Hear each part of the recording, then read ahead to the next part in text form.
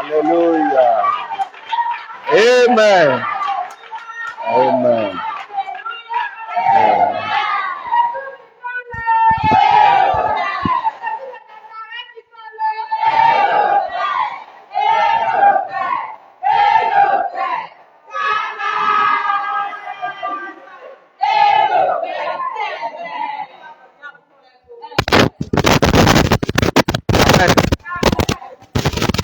Bonjour à tous.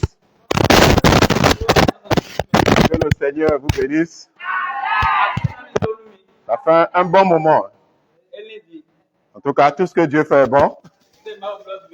Alors, ce matin, nous sommes là donc pour prier. Mais avant cela, nous allons écouter la parole de Dieu. Et je nous convie ensemble à lire Ésaïe 55.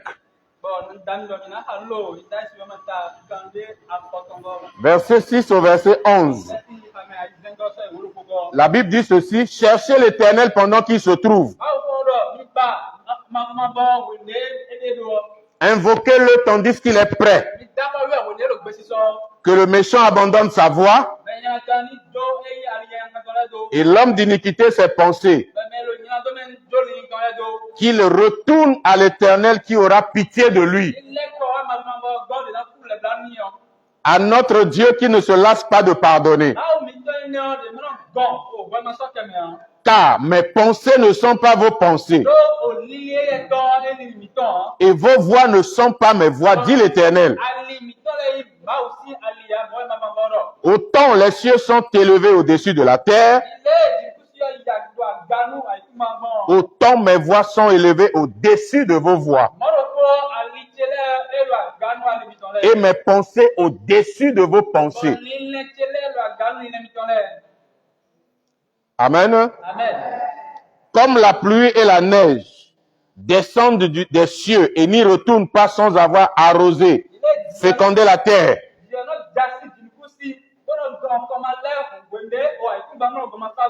et fait germer les plantes, sans avoir donné de la semence au semeur et du pain à celui qui mange, ainsi en est-il de ma parole qui sort de ma bouche.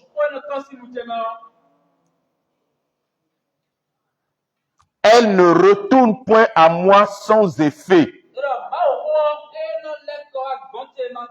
sans avoir exécuté ma volonté et accompli mes desseins. Amen. Je vais nous parler sur les voies insondables de Dieu. Ce passage d'Ésaïe 55 parle du salut qui est en Jésus. Si vous lisez le premier verset, on dit: vous tous qui avez soif, venez aux eaux. Le contexte ici, on parle du salut que Jésus allait offrir. Nous sommes les sauvés. Nous qui sommes en Christ, nous sommes sauvés. Donc, ces paroles nous sont adressées. Bien-aimés dans le Seigneur, la Bible dit: cherchez l'Éternel pendant qu'il se trouve. Une chose est d'être sauvé, mais une autre chose est de chercher le Dieu qui t'a sauvé.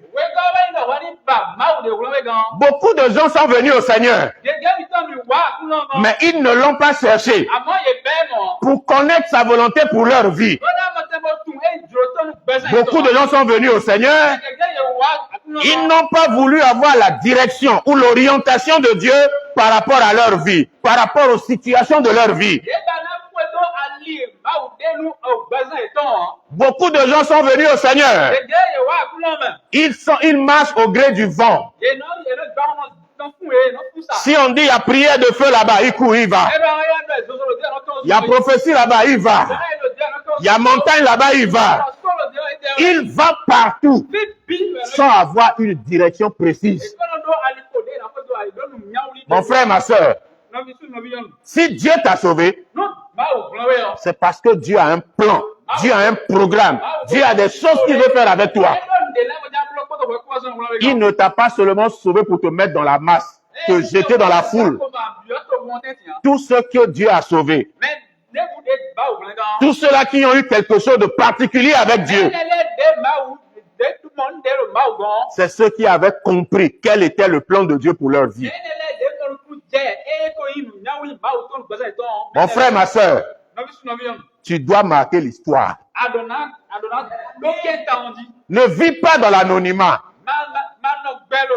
Il faut qu'un jour, quand tu vas quitter la terre, que les gens disent, il y avait un tel, il a fait tel, il a fait telle chose, il a fait telle chose. Il faut qu'après toi, des gens viennent comme ils sont venus le jour d'Orcas est morte. Ils ont dit à Pierre, Dorcas ne mérite pas de mourir. Voilà comment elle a marqué nos vies. Voici les preuves. Chrétien, tu dois chercher Dieu pour connaître la volonté de Dieu pour toi. Et cette volonté, c'est dans sa parole. Que Dieu te parle, que Dieu t'oriente, tu sauras ce que Dieu attend de toi. Sinon, tu vivras dans l'anonymat. Alléluia. Je vais prendre un exemple dans la Bible. Jacob avait 12 fils. Fils. Il avait une fille qu'on appelait Dina. Donc, il avait 13 enfants, 12 fils. Dans ces 12 fils, il y a un qui a marqué l'histoire. Il s'appelle Joseph. Pourquoi est-ce que Joseph a marqué l'histoire? Quand Joseph avait 17 ans, Dieu lui a parlé à 2 reprises par des songes. Dieu était en train de dire à Joseph quel était son plan pour sa vie. Dieu avait appelé Joseph pour qu'il soit élevé au-dessus de ses frères. Ses frères ont compris ça autrement. Ils ont compris que Joseph voulait commander sur eux, voulait marcher sur eux. Alors que Joseph était leur sauveur. Mais les voies de Dieu étaient insondables. Joseph savait ce que Dieu voulait faire avec lui. Mais Joseph ne savait pas comment est-ce que Dieu allait le faire. C'est ça que j'appelle les voies insondables de Dieu. Si Dieu te donne une vision, si Dieu te donne une orientation, si Dieu te dit ce qu'il veut faire avec toi, le comment, c'est avec lui. Alléluia.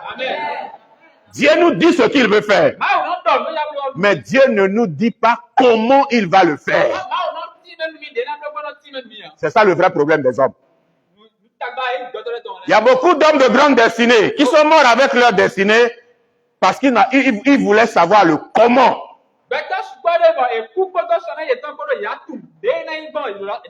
Certains n'ont pas attendu le comment de Dieu, c'est eux-mêmes qui ont voulu faire. Dieu avait un plan sur la vie de Moïse. Dieu savait comment il allait faire pour que son plan se réalise sur la vie de Moïse. Moïse n'a pas attendu Dieu. Moïse a commencé à être libérateur de lui-même. Il a tué un Égyptien. Le lendemain, il s'est retrouvé en exil. Il a dû fuir parce qu'il a voulu faire les choses par lui-même. Il était né pour délivrer Israël. Mais il fallait attendre le comment délivrer Israël. Jésus est né pour sauver le monde. Mais Jésus a attendu 30 ans. Il ne s'est pas levé pour dire je suis le sauveur, il va. Non. Il a attendu 30 ans avant de savoir le comment. C'est ça qu'on appelle les voies de Dieu. C'est le comment là. L'ange Gabriel a visité Marie. Il lui a dit, je te salue Marie, toi qui une grâce a été faite. Tu vas tomber enceinte. Marie a dit, mais comment cela va-t-il se faire? Je ne connais point d'homme.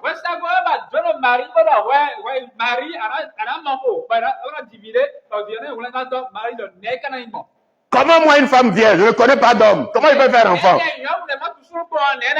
Dieu savait comment est-ce que la vierge pouvait tomber enceinte. Alors si tu es ici ce matin, première chose, sache que tu n'es pas là pour rien. C'est à 80 ans que Moïse a commencé à délivrer Israël. Dieu fait fi de ton âge, Dieu fait fi de ton intelligence, ton niveau intellectuel. C'est pas ça qui compte pour Dieu. Ce qui compte pour Dieu, c'est ta disponibilité.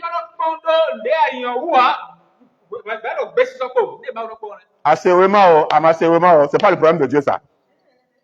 Pour Dieu, que tu sois disponible, que tu sois disposé. Alléluia. Quelqu'un me reçoit ce matin? Les voies insondables de Dieu, c'est Dieu seul qui sait comment. Dieu seul sait pourquoi. Si le chemin de l'accomplissement de la destinée, dans le comment là, on va se retrouver à des... On va dire, mais pourquoi ça? Je suis pourtant en Christ. Pourquoi telle chose m'arrive-t-il? Si tu ne comprends pas quelque chose et tu es sûr d'être sur le chemin de Dieu, retiens ceci ce matin. Toutes choses concourent au bien de ceux qui aiment Dieu, de ceux qui sont appelés selon son dessein. Dans l'accomplissement du dessein de Dieu,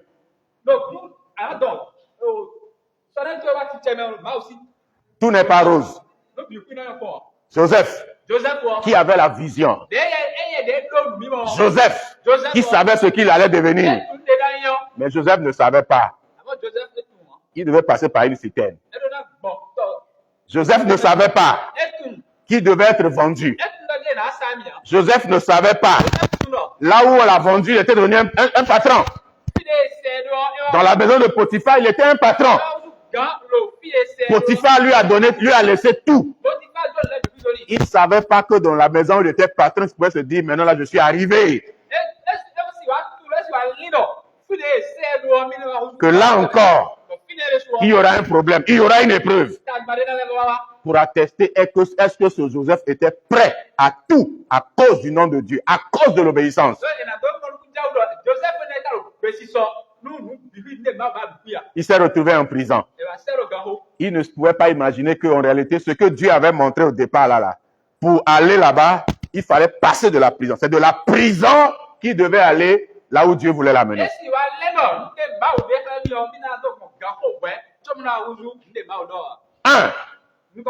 Dieu a un plan pour toi. Peu importe qui tu es, peu importe ton âge, ta condition sociale, Dieu a un plan pour toi. 2. Seul Dieu connaît comment est-ce qu'il va t'amener à accomplir ce plan.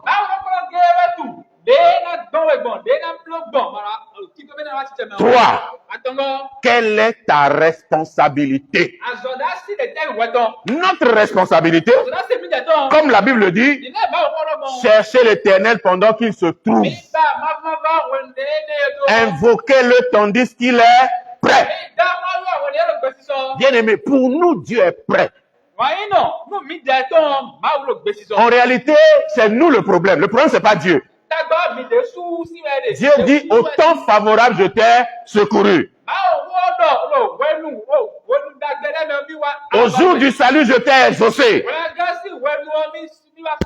Voici le temps favorable. C'est aujourd'hui le jour du salut. Dieu peut faire ça aujourd'hui. Le problème, c'est nous. Quelles sont nos dispositions du cœur? Il y a des gens aujourd'hui, ils sont chrétiens en Christ. Si Dieu les bénit aujourd'hui, dans 3 mois, ils seront plus chrétiens. Quelqu'un me comprend? Il y a des gens, leur niveau de maturité aujourd'hui, si Dieu les bénit, dans 3 mois, ils seront plus chrétiens.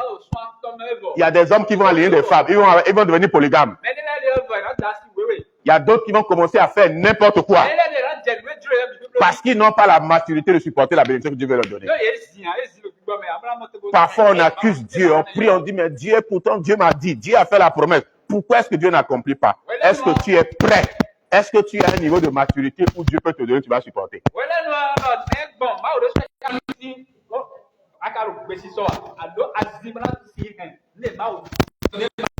C'est pourquoi nous prions, ce que nous appelons bénédiction grâce.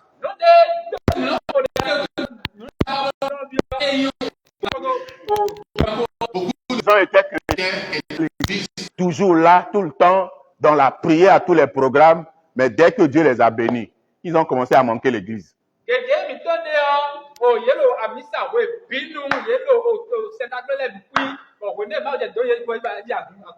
J'ai rencontré un monsieur, c'est ici à Maranatha, ici, quand on était de l'autre côté là-bas. Au cours d'une émission, le monsieur avait appelé. Et il a posé un problème. Il avait un problème, il est allé chez un médecin. Le médecin lui a dit, Fofo, assis diviam. Parce qu'il avait un problème. Son spermogramme, le taux de spermatozoïde était de 0. Donc quand il a appelé en direct, on lui a dit non de rappeler à la fin de l'émission. J'ai pris contact avec le monsieur.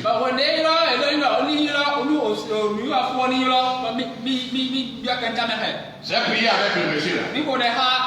Sa femme est tombée enceinte, a fait un enfant. Le même monsieur, avec des problèmes de travail, nous avons prié. Dieu a ouvert la porte, il a construit les maisons de Semsag là. Vers l'aéroport là-bas. Il y a tout ça le temps. Hein?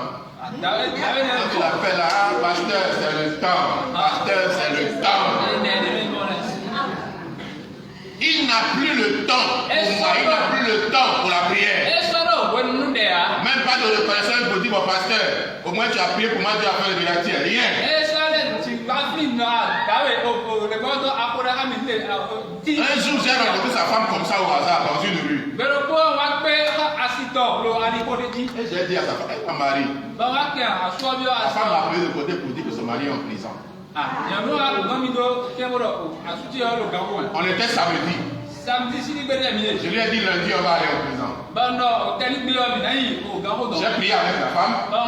Et lundi nous sommes allés en prison, à la prison. Le monsieur, quand nous sommes arrivés, sans programme. Le matin seulement il était là quand on l'a appelé pour dire qu'on l'appelle au tribunal. On l'a pas vu en prison, il a dit qu'il allait au tribunal, on l'a appelé comme ça. Nous sommes allés au tribunal. On l'a vu de l'homme, on peut s'approcher de lui parce que c'est des prisonniers. Le soir, quand j'ai appelé la femme, c'est le monsieur qui a répondu. Il dit, pasteur, je suis déjà rentré à la maison. Tu devais payer 1 million. Mais sans avoir payé ça, on va libérer le jour là. Il y a de temps. Hein. Il a trouvé à faire, il est parti quelque part dans un pays dans le ici. Il a eu de l'argent. Et il est revenu des années après. Parce qu'il a un problème. Il m'appelle pour dire, pasteur, ce n'est pas le problème de prière. Il y a beaucoup de chrétiens comme ça. Si Dieu les bénit aujourd'hui, si Dieu les élève aujourd'hui, je vais l'appeler pasteur. Pasteur, je vais te rappeler. Parce qu'il a déjà fini avec vous, fini avec Dieu. C'est pourquoi dans le commun, Dieu permet certaines épreuves pour nous amener petitement à grandir, à avoir un niveau de maturité où nous pourrons supporter la bénédiction de la grâce.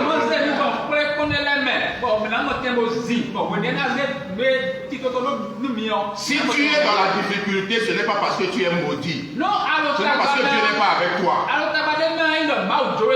Dieu était avec Joseph. Et pourtant l'a jeté dans une citerne. Dieu était avec Joseph. Et pourtant l'a vendu. Dieu était avec Joseph. Et pourtant on l'a accusé. arrêté injustement et on l'a jeté en prison. Dieu était avec lui. Ces épreuves-là préparaient Joseph pour la grandeur. Préparaient Joseph pour la bénédiction.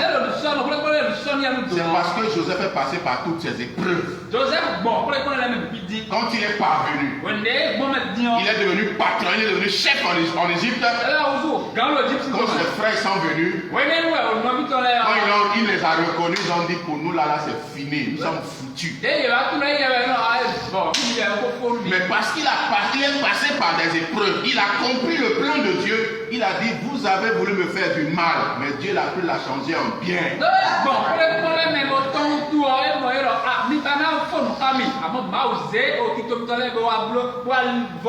Celui qui te combat aujourd'hui te fait du bien, il se fait du mal à lui-même. Celui qui combat un enfant de Dieu est en danger. Celui qui combat un enfant de Dieu, il est en danger. Il se fait du mal à lui-même. Dieu veut accomplir son plan et aucun homme ne va l'arrêter. Je déclare que la vie de quelqu'un ce matin. Dieu veut accomplir son plan sur ta vie. Aucun homme, aucun démon, aucun sorcier ne peut arrêter cela. Même pas Satan lui-même ne peut l'arrêter. Écoute-moi ce matin.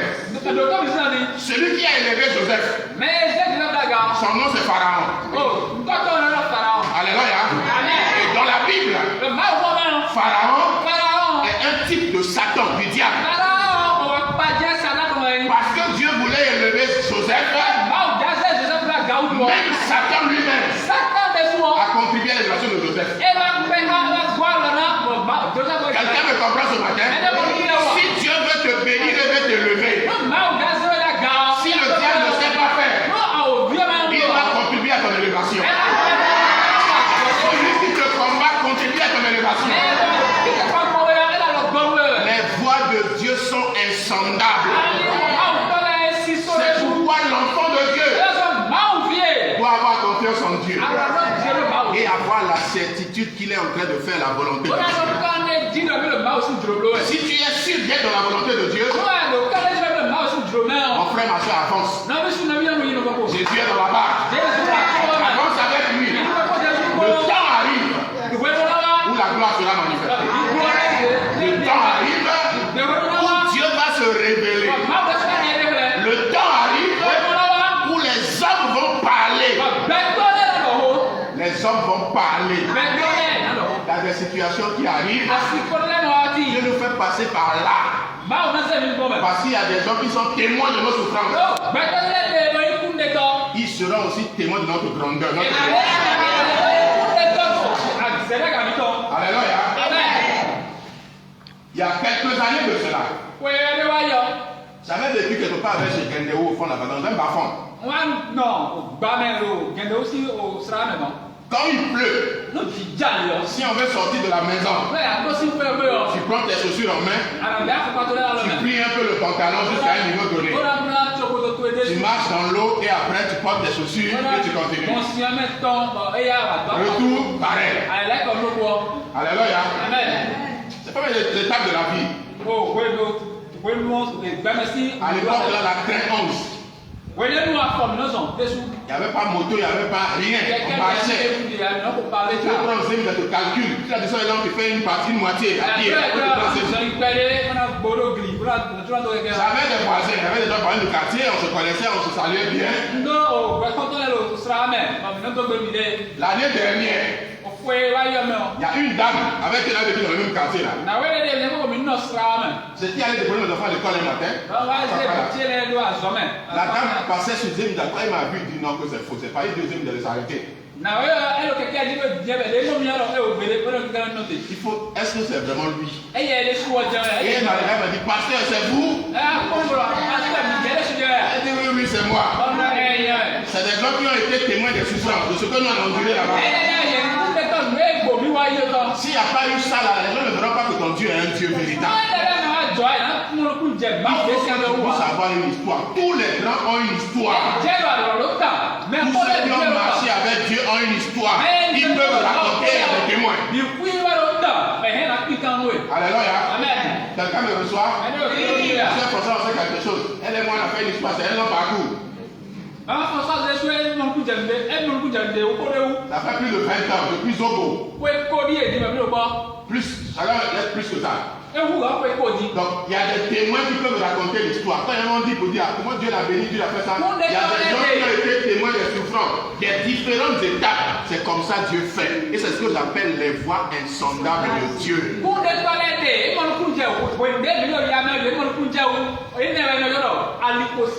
Attends, ne pas s'imaginer celui qui était piéton hier, qui vivait dans un bas-fond, il marchait, il devait marcher dans l'eau. Elle ne peut pas s'imaginer que celui-là demain va rouler voiture. Elle ne peut pas s'imaginer. Donc, quand elle me voit dans la voiture, elle est étonnée, se dit, est-ce que c'est vraiment lui?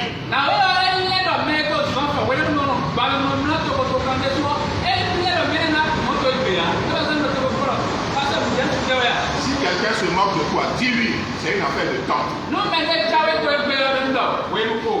Si quelqu'un se moque de toi, quelqu'un dit où est ton Dieu, tu dis Jésus, Jésus, tu es comme ça. Dis-lui, c'est une question de temps. Quand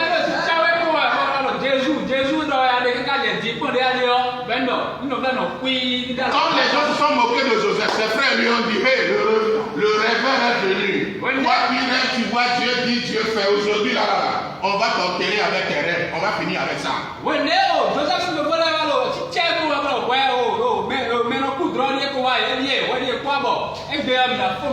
en prison, il a fait des interprétations. Les gens sont partis là oublier. Et on se dit, mais pourquoi celui-là? Est-ce qu'il est maudit ou quoi? C'est une question de temps.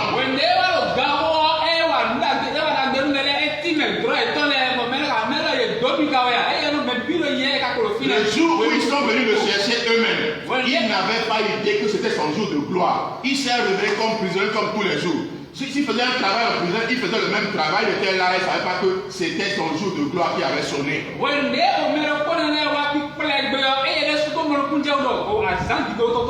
Je l'imagine en prison, se réveillant le matin pour dire Seigneur, merci pour ta grâce encore. En train de faire ce qu'il a l'habitude de faire, quand les gens viennent pour dire où est Joseph? Lève-toi. Pharaon a besoin de toi. Le jour là, il lui a changé les habits. Le jour là, on l'a coiffé, on l'a rasé. Parce qu'on voulait qu'il paraisse beau devant Pharaon. Ça là, il n'a rien fait pour ça. C'était le temps de Dieu qui avait sonné. Il est passé dans les voies insondables de Dieu. Et Dieu dit maintenant c'est bon. Le temps est arrivé où je vais t'élever. Alléluia. Mardoché. Il se couchait par terre. Il était devant le portail. Il était dans la poussière. Mais il était fidèle à Dieu. Il connaissait les voies insondables de Dieu. Un jour, c'est de la poussière là que le roi a fait appelez-moi Mardoché. Les gens sont venus le chercher pour dire hé monsieur, lève-toi de la poussière. Le roi a besoin de toi. Il est allé chez le roi. Le roi dit non, aujourd'hui la va te mourir. Il dit à Aman, mets-le sur le cheval. Qu'il soit revêtu les habits du roi. Fais le tour de cet homme-là dans toute la ville. Ceux qui le connaissaient comme celui qui était dans la poussière au portail. Le jour l'ont vu sur le cheval. C'est quelle magie il a fait? Son gris-gris là est fort. Son gris-gris là c'était Dieu. Nous avons le plus fort des gris-gris, c'est Jésus. Accroche-toi au Seigneur. Ses voies sont insondables. Accroche-toi au Seigneur. Il y a un temps programmé où Dieu va te faire du bien.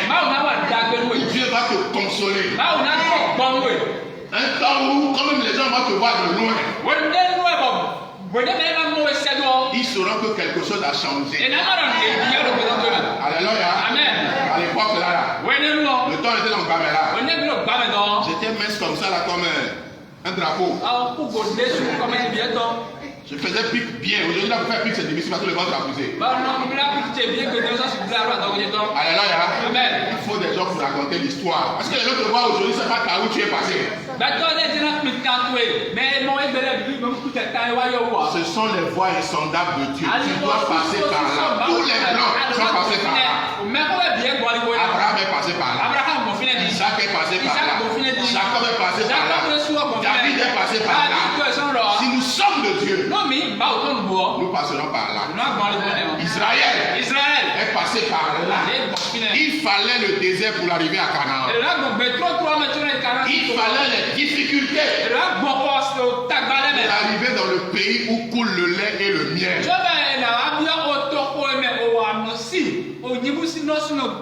Dieu t'attend dans un Canaan quelque part où tu auras la paix, où tu auras la consolation, où tu auras la joie. C'est là-bas que Dieu veut t'amener. Ce que tu vis aujourd'hui, les difficultés, problèmes, adversité, les combats, c'est pour te préparer pour ça. C'est pourquoi tu dois être fort. Tu dois persévérer. Tu dois chercher Dieu. Tu dois invoquer Dieu. Tu dois faire la volonté de Dieu. Alléluia. J'ai beaucoup de choses à dire, mais nous avons très peu de temps. Que Dieu bénisse sa parole. Que Dieu bénisse son nom de Jésus. Amen. Nous allons prier. Les bons sont là.